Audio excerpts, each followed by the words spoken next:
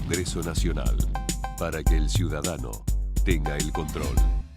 Samuel Manuel Cabanchik, 53 años, Ciudad Autónoma de Buenos Aires, casado, 2 hijos, doctor en Filosofía de la Universidad de Buenos Aires, investigador del CONICET desde 1992, senador de la Nación Argentina por la Ciudad Autónoma de Buenos Aires, Partido Proyecto Buenos Aires Federal, vicepresidente de la Comisión de Asuntos Constitucionales.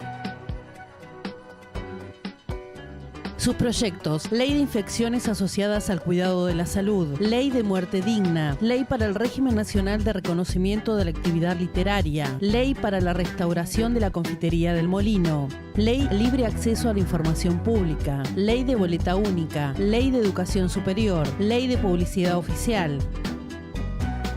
Bienvenidos a una nueva entrevista de NCN. Estamos con el senador Samuel Cabanchik, del Proyecto Buenos Aires Federal. ¿Cómo le va, senador? Muy bien, gracias. ¿Cómo están ustedes? Bueno, senador, la primera pregunta es un tanto obligada. Tiene que ver con su, digamos, configuración política. Usted entró al Senado perteneciendo a la coalición cívica. Después se separó por diferencias, por críticas al personalismo del partido y fundó un monobloque. Ahora está apoyando la candidatura del oficialismo, ¿no?, en la capital. ¿Qué pasó en el medio para que se diera este cambio? Bueno, la política es una transformación constante de uno mismo, de su conciencia, de su interpretación de la realidad. También los contextos van cambiando. Hoy no es el mismo escenario que en el 2007 cuando entré al Senado. Ni yo soy el mismo, ni el gobierno, yo diría, tiene exactamente la misma orientación y por otra parte, a 4 años vista, se puede hacer un balance también, ¿no? Entonces, lo que cambió es todo lo que cambia en 4 años en un país tan complejo como la Argentina, en la dinámica de la construcción política en general. Cambió también mi percepción personal de todas estas situaciones que estoy refiriendo, ¿no?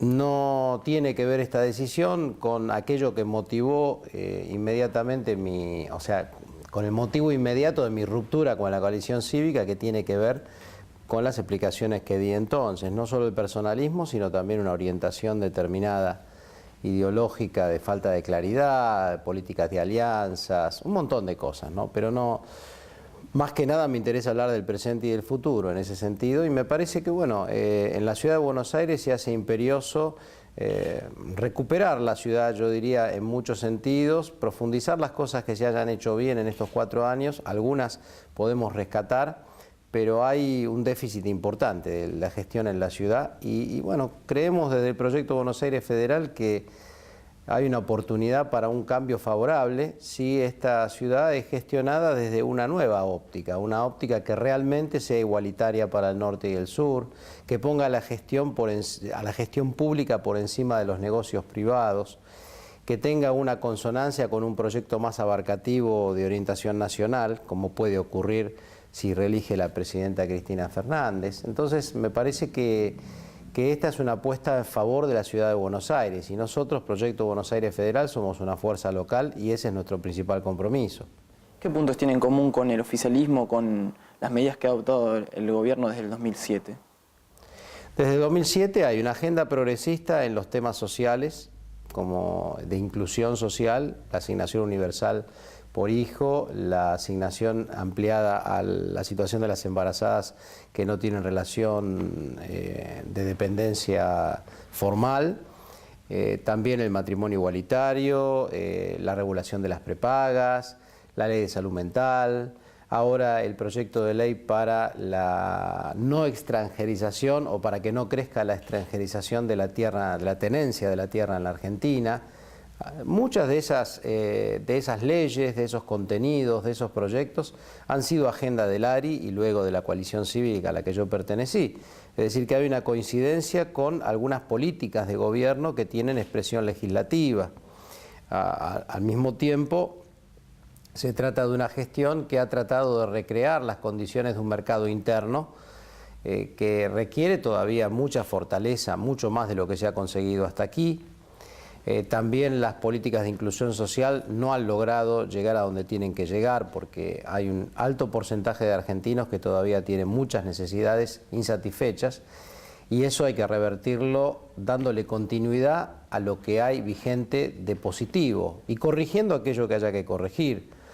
Pero lo que hay que evitar es en la Argentina el borrón y cuenta nueva, la fantasía de que podemos empezar de cero.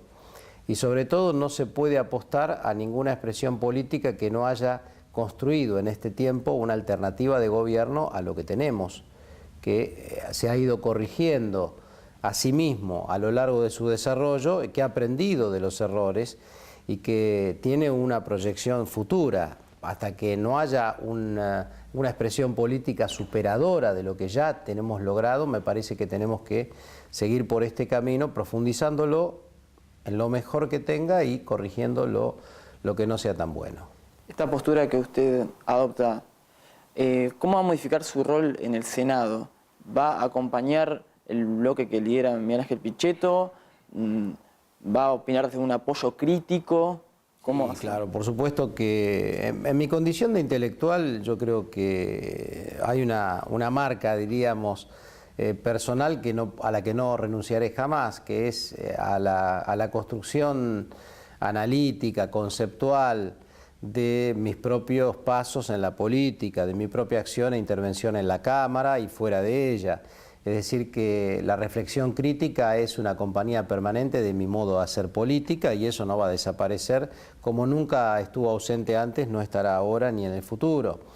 Pero uno también es consciente y realista de lo que se requiera en la hora histórica en cada oportunidad. En la medida en que podamos coincidir con el bloque de gobierno, coincidiremos. En la medida en que eso sea posible, de acuerdo a lo que en cada proyecto se trate y se discuta. Me interesa más poder hacer mis propias propuestas para enriquecer proyectos que quiera llevar adelante el oficialismo que simplemente ponerme a sumar a su rechazo a priori.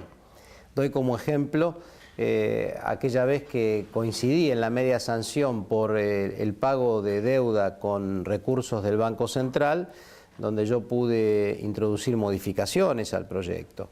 O el acompañamiento que el oficialismo hizo parcialmente al proyecto de libre acceso a la información pública, que hoy ya tiene media sanción en el Senado y que esperemos sea convertido pronto en ley por diputados. O sea, creo que hay un espacio de colaboración. La oposición y sobre todo el mensaje que los medios de comunicación más importantes le bajan, por decirlo así, a la oposición y al mismo tiempo a la población en su conjunto, demoniza, deshumaniza al oficialismo, deshumaniza a los actores políticos que conforman el oficialismo. Generan una especie de imagen de monstruosidad, ¿no? Para la presidenta, para los principales actores en el Congreso Nacional, y eso es falso. Seres humanos aquí y allí, mejores y peores en todas partes. Eso es lo que realmente se encuentra y muchas veces la percepción desde lejos, la percepción abstracta, no lo comprende. Pero estando allí me doy cuenta que el diálogo es posible, que es difícil también y que podemos enriquecernos mutuamente. Un monobloque requiere también de poder llenarse de esa fuerza de representación que tiene un gran movimiento como el que gobierna.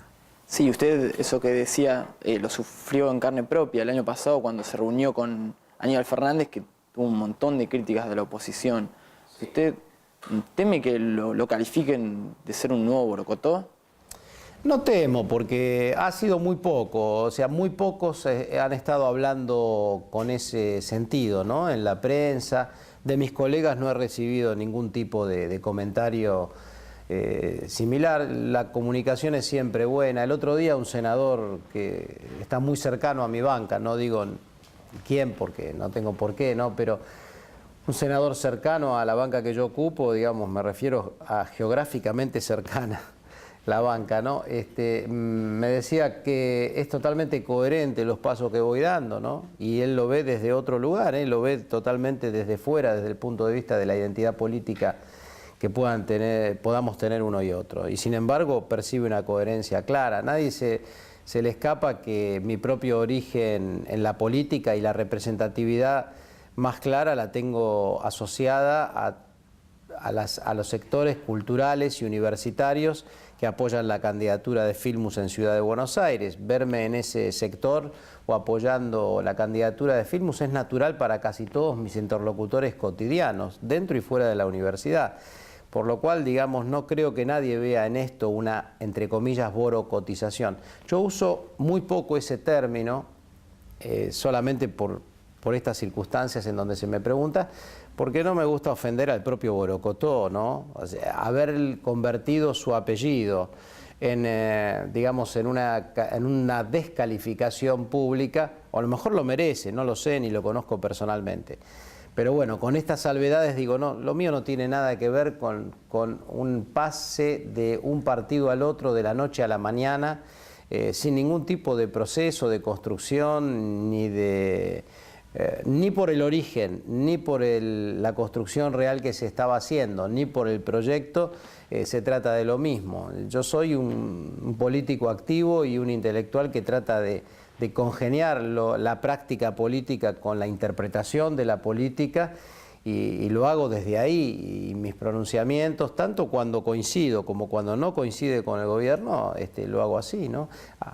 Ayer saqué un artículo en Clarín con algunos matices críticos respecto de lo que hace o deja de hacer el INDEC y no por eso tengo menos diálogo con el oficialismo. Es decir, no me guío por fantasmas en mi acción política. El que quiera ver en mis decisiones políticas, en la construcción del PROAFE, que quiera ver borocotización, la va a encontrar igual, lo haga como lo haga. Pero se va a desencantar, se va a desinflar porque no tiene nada que ver. Estábamos hablando del oficialismo, pero ¿cómo ve hoy en día posicionada a la oposición?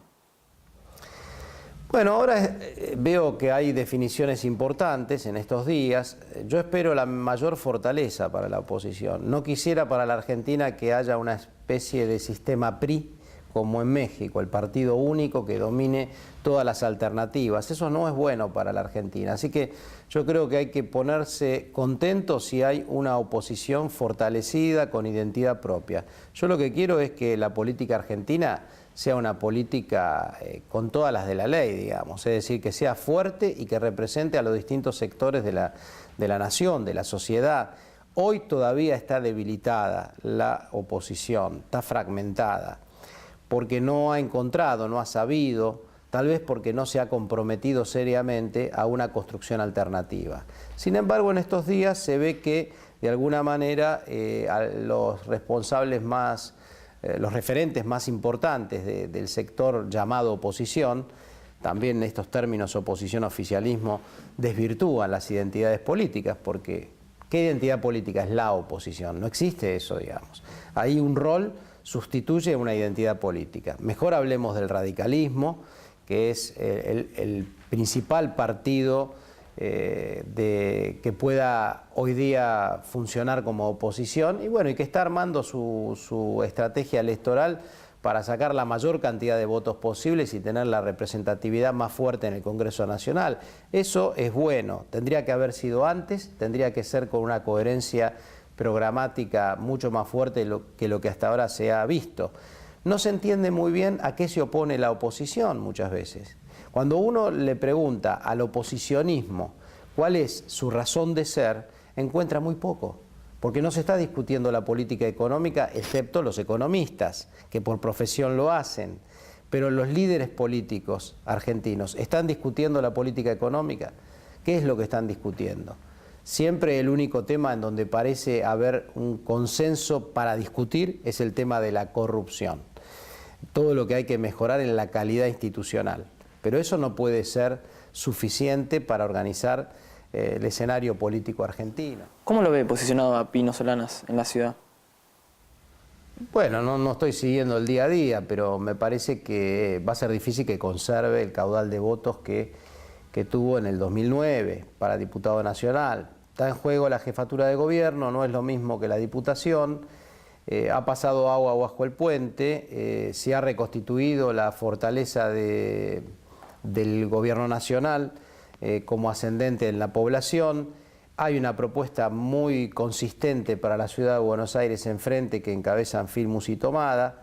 Me parece que en estas circunstancias yo creo que va a ser muy difícil para Pino mantener el caudal de votos que tuvo en el 2009 y les cabe la de la ley. Yo no entendí por qué Pino Solanas respondió con tanta virulencia aquella especie de irónica invitación de la presidenta a, de alguna manera, sumarse al diálogo con el gobierno nacional en junio del 2009, cuando fue su gran triunfo, digamos. Me parece que desde entonces, y sobre todo en su ingreso a la Cámara de Diputados en diciembre del 2009, Pino Solanas también se vio de alguna manera cooptado por esta desinteligencia en la construcción política, en donde se habla de oposición en lugar de hablar de identidades y proyectos políticos reales. Y él, de alguna manera, se vio llevado, a lo mejor en algunas oportunidades, por la corriente del oposicionismo.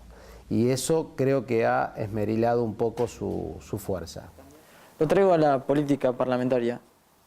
En el Senado volvió al funcionamiento ayer, se aprobó la ley del lavado de activos, se modificó la ley de quiebras. ¿Qué es lo que se viene para los próximos días? ¿Trata de personas? Trata de personas. Tenemos además todavía el compromiso de convertir en ley el régimen laboral para empleadas de casas de familia. Todavía no lo hemos convertido en ley. Tenemos los proyectos de salud que están siendo discutidos en la comisión y que son muchos. Estamos avanzando mucho en la agenda de salud en el Senado.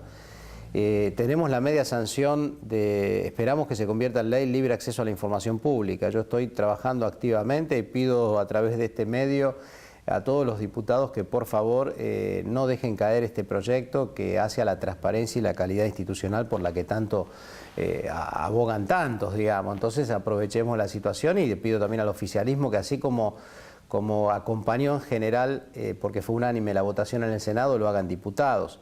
Y después tenemos muchos proyectos que esperamos coronar en ley, como la pensión de escritores, pensión para escritores que la Ciudad de Buenos Aires tiene y queremos que sea nacional para que todo escritor de toda la Argentina pueda aspirar a este beneficio tan merecido para la gente que ha dedicado su vida a la cultura y que muchas veces el mercado no la ha consagrado, entonces el Estado tiene que paliar lo que el mercado no consagró.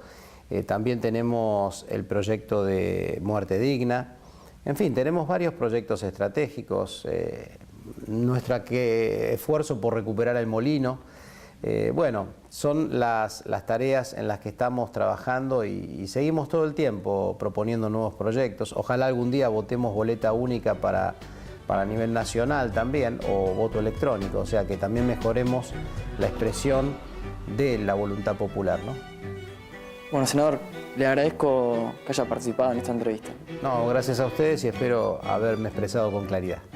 Fue el senador Samuel Cabanchik del Proyecto Buenos Aires Federal. Nosotros lo dejamos. Hasta la próxima. RCN, Noticias del Congreso Nacional, para que el ciudadano tenga el control.